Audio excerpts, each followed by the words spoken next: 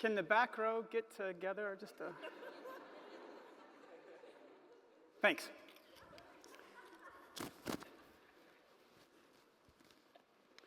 So I'd like to start my talk with a confession. My mother has no clue what I do for a living. She does in some sense, but she isn't sure exactly what. It's arty. I've tried to explain my job to her in the past, to which she has nodded her head in things like, "That's nice, so you play on the computer." The more I explained, the more she would respond with, "Oh, so you make pretty pictures. I thought you made books. What did you actually do?" Eventually losing all interest as we wandered further afield from the topic of my job, she would offer exasperated, "You teach, right? Can't I just tell my friends you teach?" "Yes, Mom, I teach. I am a teacher, and the subject I teach is design, graphic design to be specific. Because I teach, I am vested in the future in so much as teaching and education are about the future. Teaching is imparting experience and understanding to the next generation in order that we may make better what we have been given. Design, too, is about the future, because every practiced form of it manifests a better way of living. To demonstrate this investment in the future, I'd like to try and explain what it is graphic designers do and how and why we affect the future."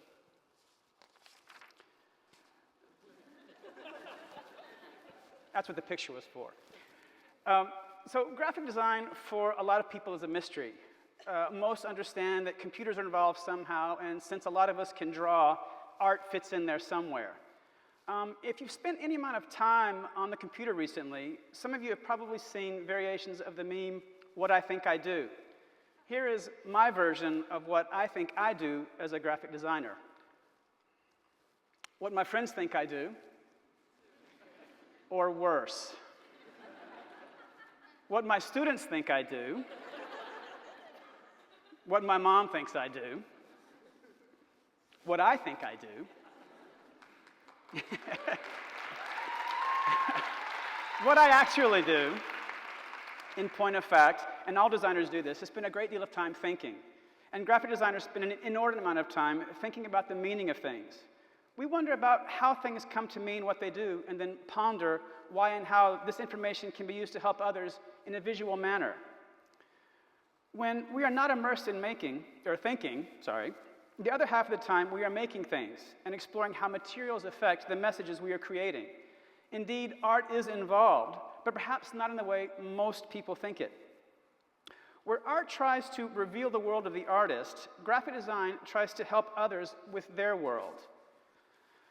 This planet of ours is complicated, and with 7 billion of us crowded around down here, chances are we're going to need help on occasion, especially communicating.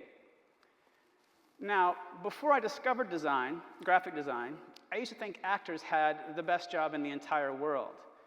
I mean, what better way to make a living than getting paid to pretend that you're someone else? Every character and story will be a different experience.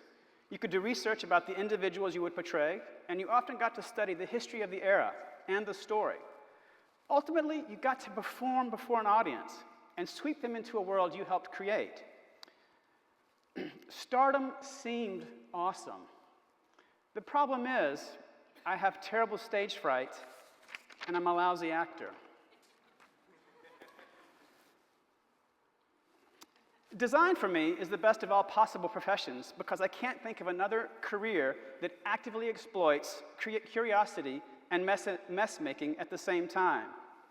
If there is anything remotely close to alchemy that's practiced today, for my money, it's graphic design. We get to transform an astounding variety of materials into amazing things that impact people everywhere, all the time. We get paid to play, it feels like, because every project is new and exciting. All the research we do serves as the substance for transmutation. The process is endless and terribly gratifying. Perhaps the only thing being a graphic designer is getting to teach it. To this end, the classroom may be the best modern-day crucible of all transformative forums. Here we watch a student move from the raw to the remarkable in a few short years. What most people understand about graphic design is it is a service-oriented profession. Our practice is similar to that of the alchemist in that we perform a transformative role. We change the perception of information to provide an audience with understanding. This is our goal and our gold. Put simply, our job is helping people get their ideas across to other people. Most everyone here probably thinks they communicate extremely well. Sadly, and it probably goes without saying, that there are a lot of problems in the world that are caused by and exacerbated by poor communication. Let's face it, if everybody could communicate well, the world would be filled with a lot less strife. As such, graphic design tries to position itself in this mediatory environment to help invested parties communicate with each other. We try to help make sense of what is being said and then present this information in visual ways that help to enhance the exchange of ideas between engaged parties. We are artists who use available forms of digital and analog media to create beautiful messages that communicate to an audience specific information, a possibility, or an evocative state. We are also authors of the visible. The visual form language takes is a direct concern of ours. Not only do we pay heed to the formal qualities inherent to typefaces, we are also responsible for the narrative structure of message delivery. In short, graphic designers try to help people see the world. Of course, people see the world, but it is only in the discourse of what we see that meaning is found and ultimately communicated. Language is helpful for this, but it has its limitations. Therefore, when dealing with the making of meaning, graphic designers are dealing with the fundamental building blocks of visual communication. It is our responsibility to create and show the visible manifestation of what language can look like. A large part of what we do as graphic designers, we do using a branch of linguistic philosophy known as semiotics, and I won't bore you with the details, but what we do with this is study the signs and signifiers and try to ascertain how this relationship creates meaning and affects communication.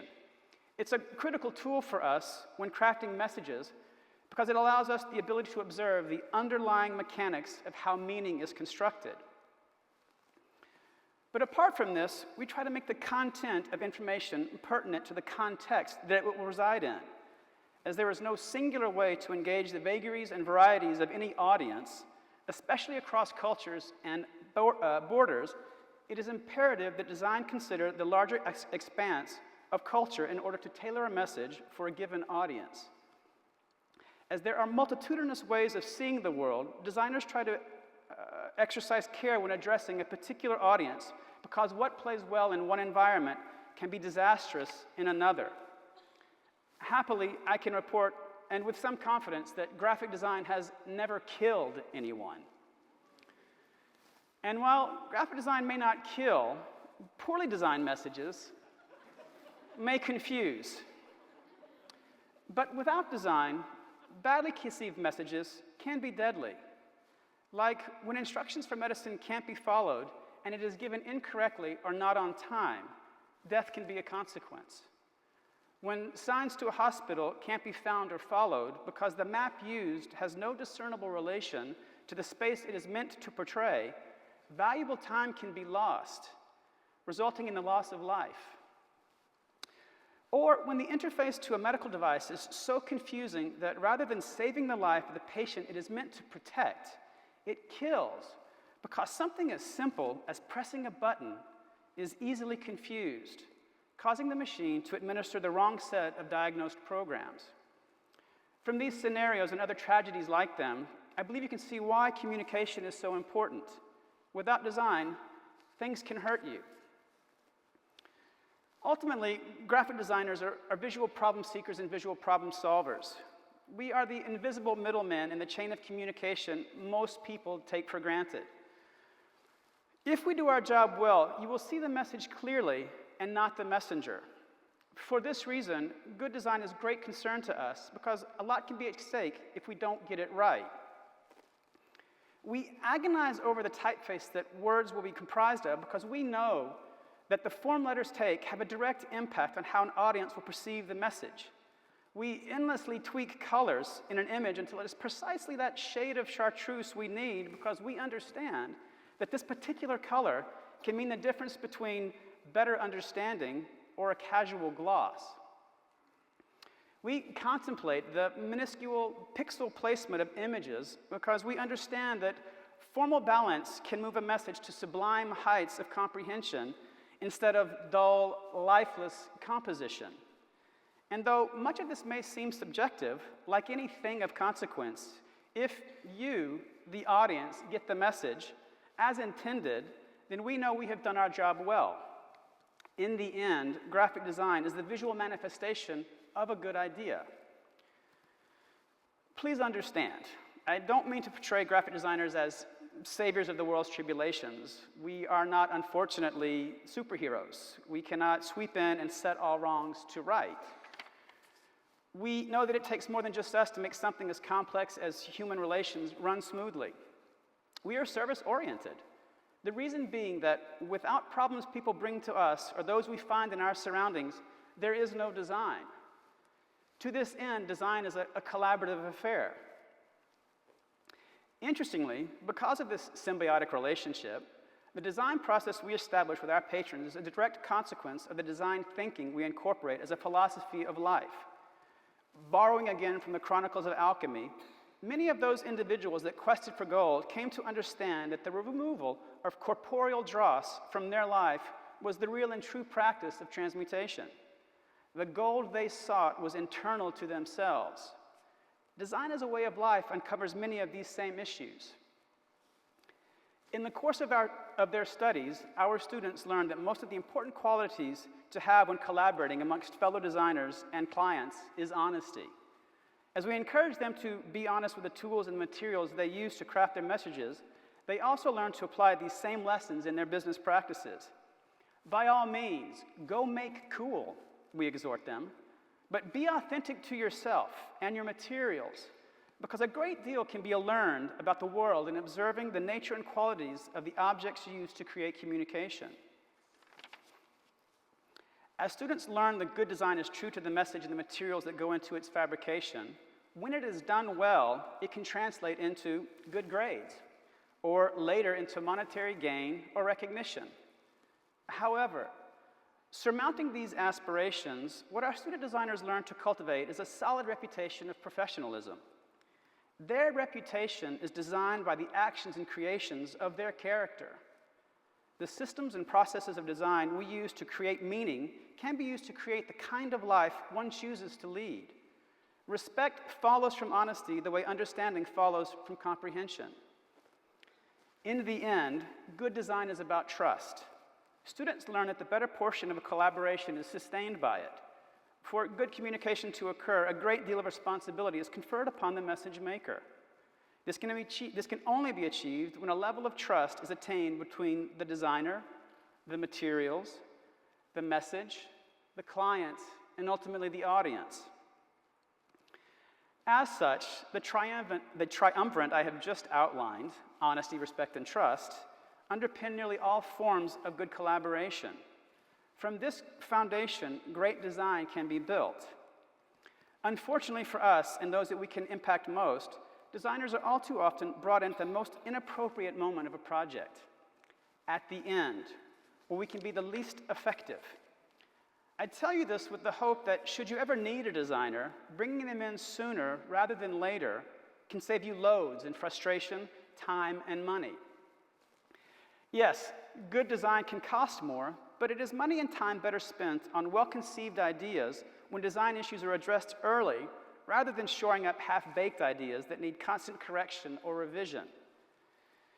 If our job as graphic designers is to help all involved see the world a little better and be a little bit clearer, then design is an investment, and investments only mature in the future. Graphic design can and should help ideas grow. Our future depends on them. As these talks continue, I'd like to remind you to ponder the alchemical nature of communication. It can inspire, it can depress, it can inflame, and it can placate. Every one of us here today is vested in the future. For there to be a better tomorrow, it all comes down to understanding each other and how we make meaning of our world. In closing, I'd like to invite you to my possible future. I've had a heart attack. I'm dying. And I'm laying on a table in the operating room. And while I didn't design the machine that will save my life, I may have taught the student that designed the interface to the machine that will help the doctors to save my life. Or I may have taught a student who designed the biology textbook that helped explain, with pictures and charts and diagrams, all the vital information that will help this future doctor to save my life. Or I may have taught the student who designed the signs that helped the mother of this future doctor get to school on time, so that in our shared future, they can save my life. Design is here to help. Thanks.